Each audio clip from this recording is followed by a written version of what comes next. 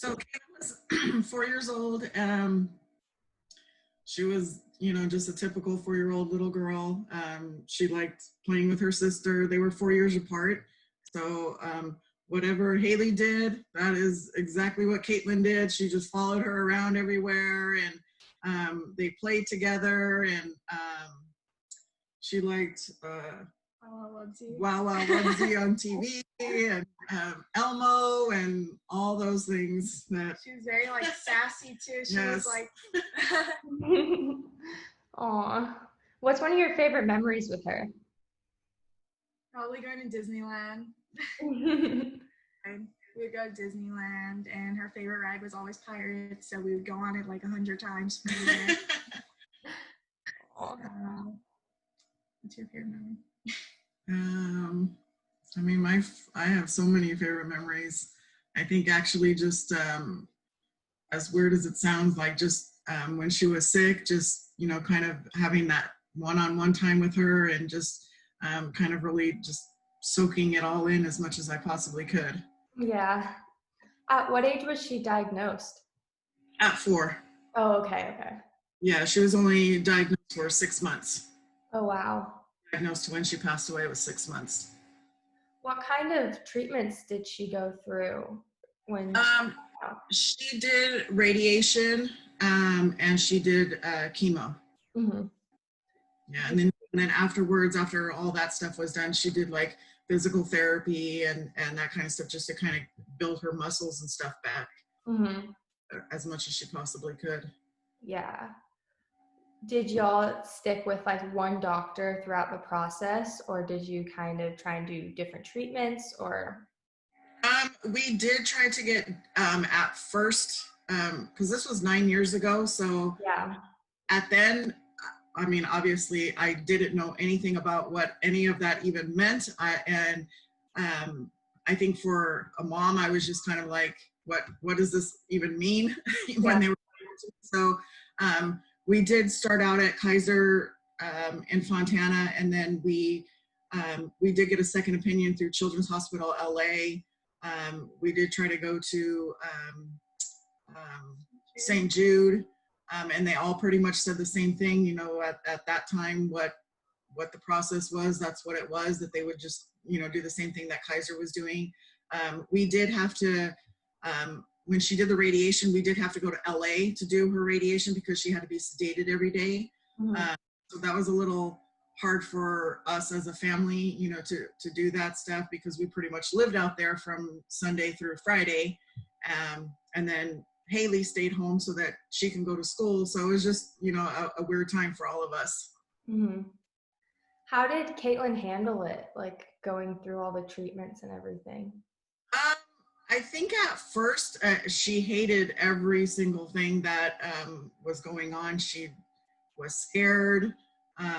But then I feel like as time went on, I think I was more scared. So, she would kind of talk to me and tell me, Mommy, I'm going to be brave today. I'm going to be. And so then I was like, I know you are.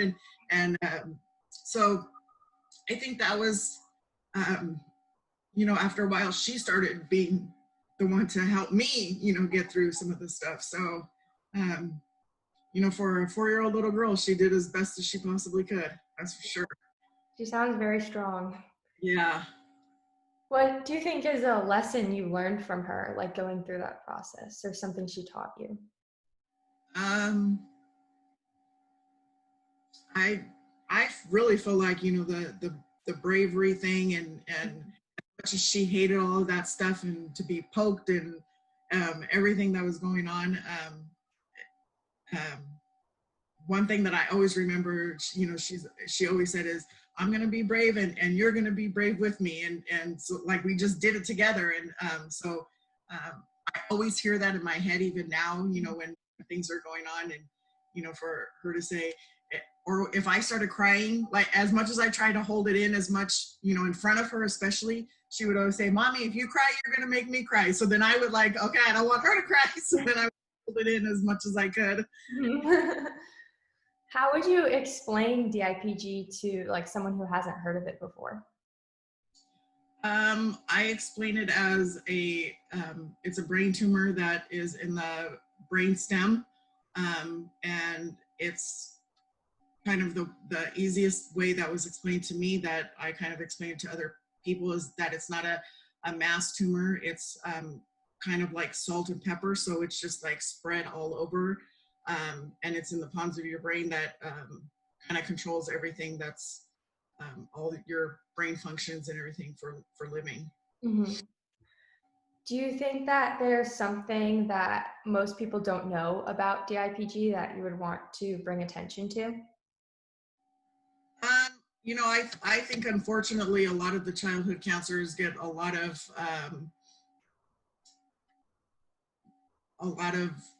there's not funding, there's not a lot of stuff that's on with childhood cancer, unfortunately.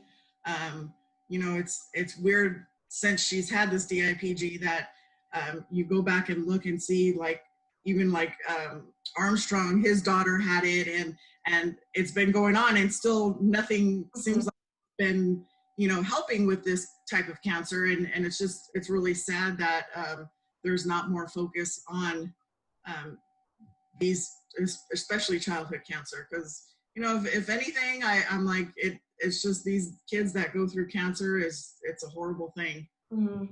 It does feel like not much has changed over the years, and like not much has gained in the way. And it's sad because there's so much, like, the survival rate for like breast cancer, for example, it's so high, but still so much funding that goes towards that, and it's like, okay, why now? So high, why is the funding still going to that kind of stuff? So it's just unfortunate. Especially now with like everything that's going on, it's even harder to get funding and continue research and clinical trials and everything. What advice do you have to share for a family who recently joined the DIPG community, or like has a family member with any kind of brain tumor?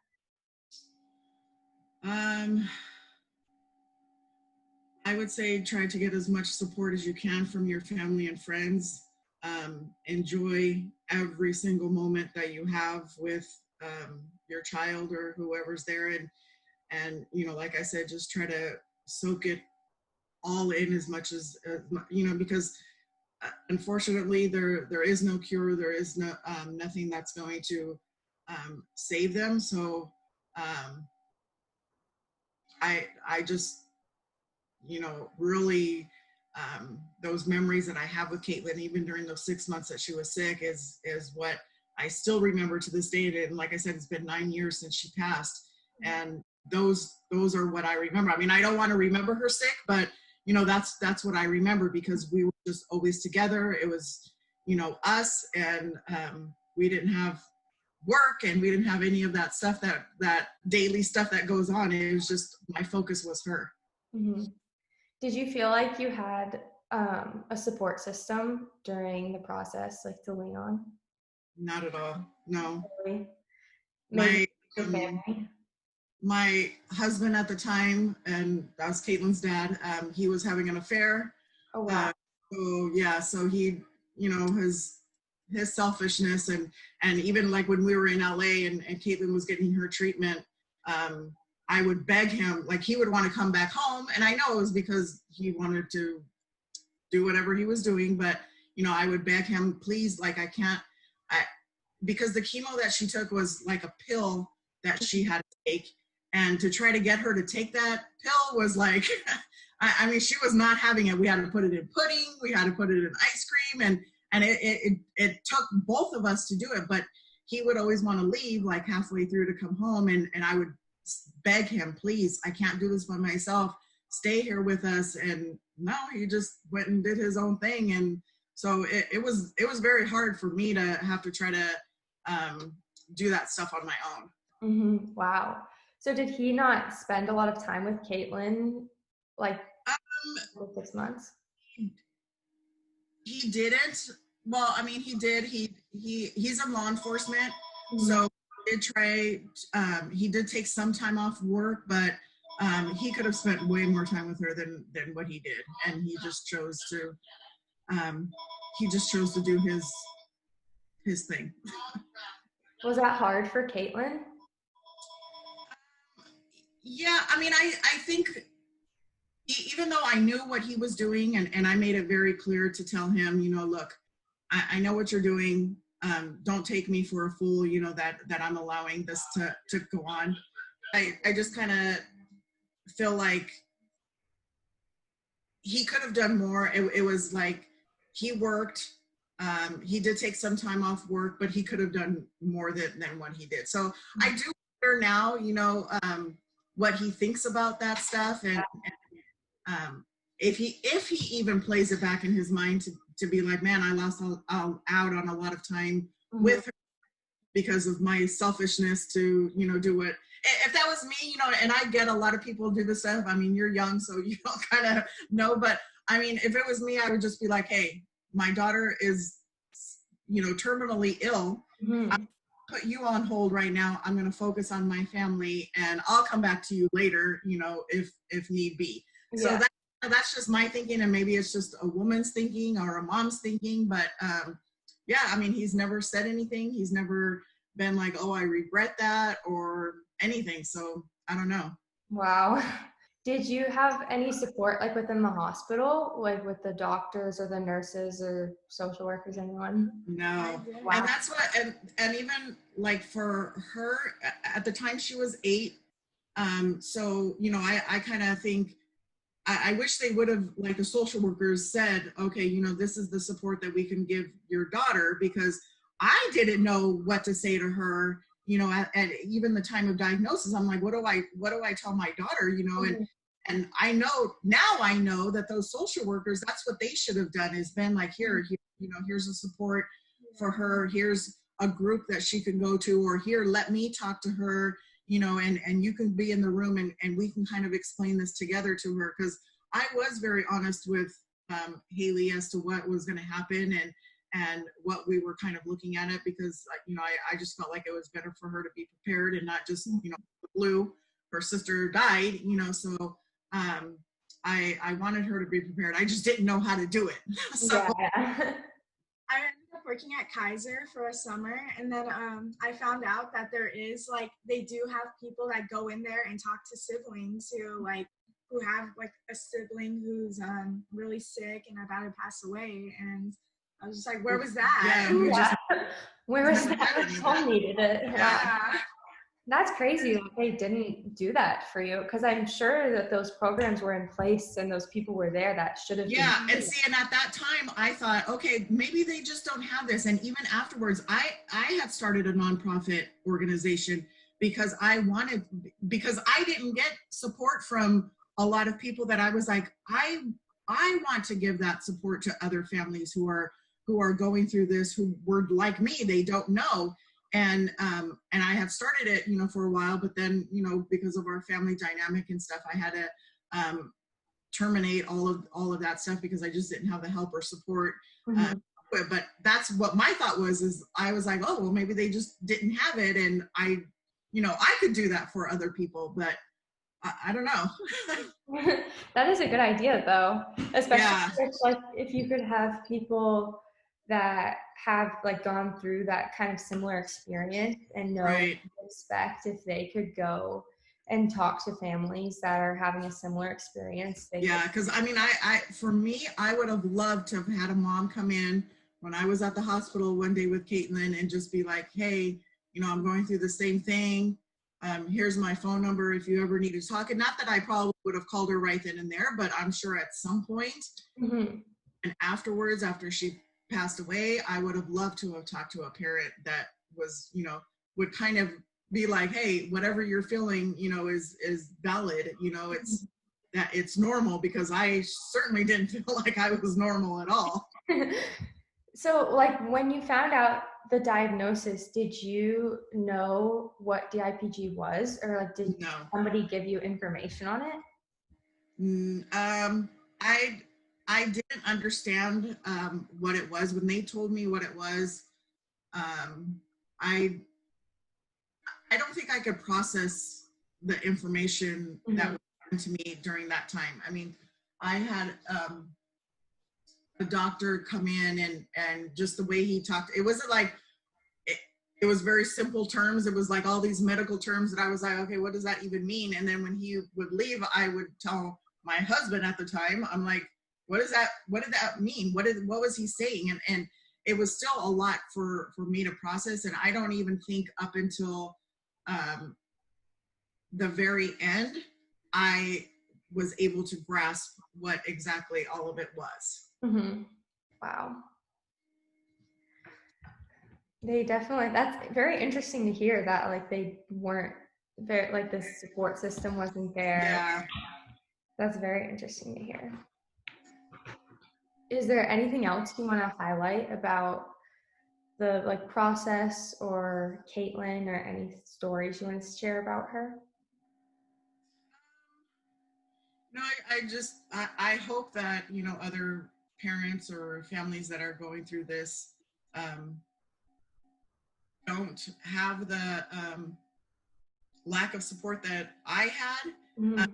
And I would hope that things are different now, or maybe just for us, it was just, you know, kind of a fluke thing that it happened like that. But I think that support is, you know, even afterwards. And like I said, I'm 9 years in, and even it's still an ongoing process. And even, you know, with Haley, as she gets older, I think her thinking changes about things. And because they were so close, you know, her thinking changes about, well, how did that happen? Why did that happen? You know, how does, you know, and we're religious people. So, you know, why did God do this if we prayed? You know, so it's just a lot of things that helped, or our thinking has changed with that. And I think if people can have that support of somebody, then I think that's what helps the most. And not just during that time, but it seems like it's like for a lifetime, you know, of support that somebody would need.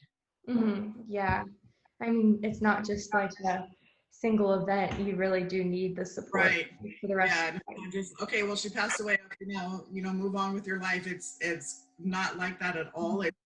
It's just an ongoing, and I think when it's your child, it's a completely different thing, as opposed to, you know, something that you expect to happen. I expect to bury my parents, you know, I expect, you know, that kind of stuff to happen. But for a parent to have to bury their child, it's like, that's just not the way that life is supposed to be. And if you do it, it is a lifelong process to have to go through. Mm-hmm. Yeah, for sure. Like, basically get over it. Yeah. It's been, and I've put Haley, because my education is in early childhood, so like I knew at that time it was important for her and, you know, us as a family to try to get into counseling and stuff. And we did that, and we went to several different places, and even a lot of the counselors were like, oh, well, take down her pictures in your house, you need to. And Kaitlyn passed away in August. By that December, which was a few months later, they were like, oh, well, you should be doing Christmas. And why are you even talking about Kaitlyn with Haley? Like, it should. And I was like, what the heck is going on? It was just, you know, I ended up not being in counseling for longer than I had wanted us to be. But, you know, I kind of tell her even now, you know, we're very open with our feelings and our emotions. And I'm like, if you think about her, you talk about her. If you want to cry over her, you cry. And whatever you're feeling is okay. And we're going to do this together now. And, yeah, you know, we have each other. And I'm so thankful for her, because, you know, if I didn't, then it would definitely be a struggle for me. Mm-hmm. I'm surprised they told you that you should be like taking down her pictures and things. Yeah. Like that counseling that I had gone to at that time was through Loma Linda, and a lot of them were students, so they were young, and not that I think that that's a reason, and that's even for her, because she wants to do this. I tell her, you have to have empathy for people. Maybe you're not feeling that way, but you have to validate somebody else's feelings, because those are their feelings, you know. And when I was, and I'm telling you, it was very shortly after Kaitlyn passed away that we did these classes. And one of the girls pulled me in after the meeting, and she was wanting to admit me into the hospital, like, because she was like, you're just so sad. And I'm like, okay, I just buried my daughter, I didn't know we were coming here to have a party. I thought this was our time to do whatever it is that we need to do, talk about whatever. And I was like, okay, this will be the last time I come because if this is what is going on, I'm just not going to do this anymore. Oh, wow. It's been a struggle. Yeah, it really sounds like it has been. I mean, thank goodness y'all had each other, because it sounds like the best support system that you could have had. Like I said, I mean, I know you guys aren't out in California, but because you do work with a nonprofit, if there's ever families that are out in California that would like support, I would be more than happy to talk to people or to go visit people or, do whatever. And if you ever, have that connection or contact with people, please keep us in mind to do that. Of course, yeah. Is anything else you want to share about Kaitlyn as well? Like her hobbies or any stories? Well, she was a really happy, healthy girl. So that's why when she was diagnosed, it kind of surprised us all because, no one expected it. And when she first was diagnosed, the doctors were basically saying, there's nothing, they didn't know at first. It was a while until they said, oh yeah, it's a brain tumor. So no one really knew. But before all that, she was bumping into walls, and it was she would claim she would have nightmares. So that's how it all started. And that's how we all kind of took her into the hospital. And what else? Yeah, so yeah, that's how that all started. But yeah, she was the funny one out of the family. She always made everyone very laugh. Funny, very sassy, very sarcastic. Yeah, because I was 8, and then I would have my friends, and then I would be on the phone with my friends, and I would use the house phone. So then she would always go on the other line and talk to my friend. She was always so embarrassing. Yeah, she was very sassy. She would always follow me and copy me. And I remember when I would kind of use her. But, when she was sick, she was close with one of my close friends at the time. So when I would want her to come over, I would always tell Kaitlyn, can you go ask Mom if she can come? So she got away with a lot of stuff. Just like our stuff that we did together, camping, and she was just always so happy and so excited to do things. And she was very family, because at the time my husband was in law enforcement, his hours were always different. So when we would be eating dinner, she would always be no, we have to eat as a family. We have to do this as a family. So she was just very we all had to be together all the time, or else we couldn't do anything. So either we're all there or none of us are going to do this. So she was just very, very happy girl, just very sassy. She said whatever the heck she wanted to say. She didn't care if it hurt anyone's feelings or anything else, and she would just do it. Past, we were hoping that it would kind of bring all of our family closer, my grandparents, my uncles, but like I said, no one really thinks about it, and it's kind of sad. Like we're all kind of forced to be together. We only hang out on holidays, we only do stuff when it's special times, but we never get together. And you would think after all this happened, we would want to get together more, but yeah, and I think for as a parent, I think that's my worst fear, is that especially Haley is going to forget her sister because she was so young, at the time. So I'm sure there's going to be a point in time where she doesn't remember a lot of things, or and I kind of feel like that is part of my obligation, or want to do for Kaitlyn and for Haley, is for her to remember those times that they had together. And we watched home videos of them together, just so that way she'll remember. And because I don't want for her to be forgotten just because she's gone, mm-hmm. So as a parent, that's my worst fear, is that even even her dad, you know, the way he is, it's like, okay, well, he can't even ever bring her name up. So how can I expect other people to do it if he can't? So that's why, you know, like I said, it's me and Haley, we do our own thing, and you know, it's not going to be delivered. So were your other family members, like your grandparents and your uncles and stuff like that, were they not really involved when Kaitlyn was going through her DIPG journey?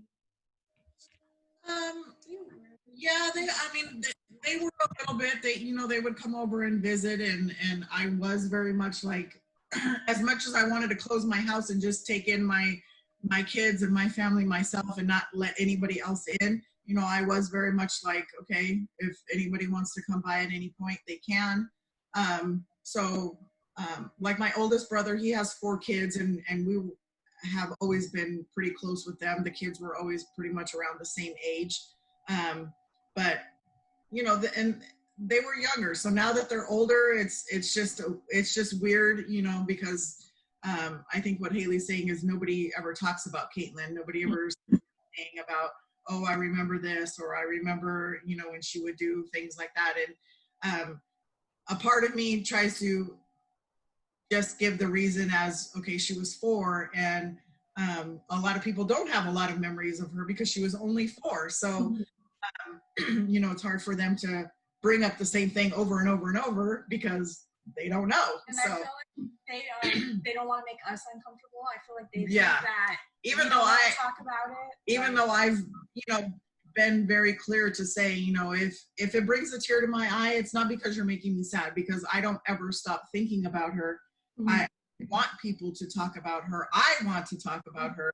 It's not that you're making me sad. It's, you know, I'm happy that I'm able to talk about her.